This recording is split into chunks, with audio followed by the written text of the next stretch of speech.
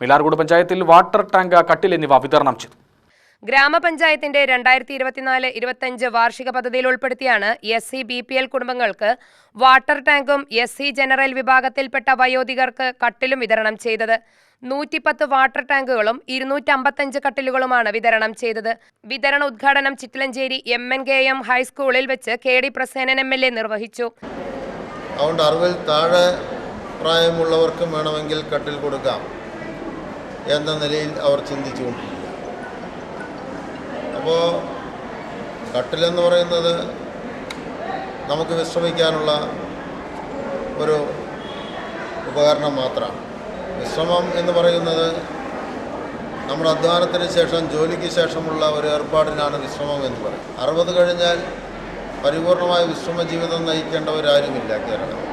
60 കഴിഞ്ഞാലും എത്രയോ പതിറ്റാണ്ടുകൾ വീണ്ടും ജീവിക്കുന്നവരാണ് കേരളത്തിലെ മനുഷ്യർ.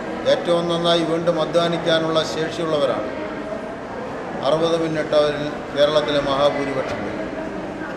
അതുകൊണ്ട് കട്ടിൽ നിങ്ങൾക്ക് തരുന്നത് നിങ്ങളുടെ ഈ ജീവിതത്തിനിടയിൽ 60 പിന്നിട്ടതിന് ശേഷമുള്ള നിങ്ങളുടെ അധ്വാനത്തിന് ഇടയിൽ എപ്പോഴെങ്കിലും ഇടവേളകളിൽ വിശ്രമിക്കാൻ ആവശ്യമായി വരുമ്പോൾ മാത്രം ഉപയോഗപ്പെടുത്തുക എന്ന നിലയിലാണ് ഈ കട്ടിൽ വിതരണം നടത്തുന്നത്.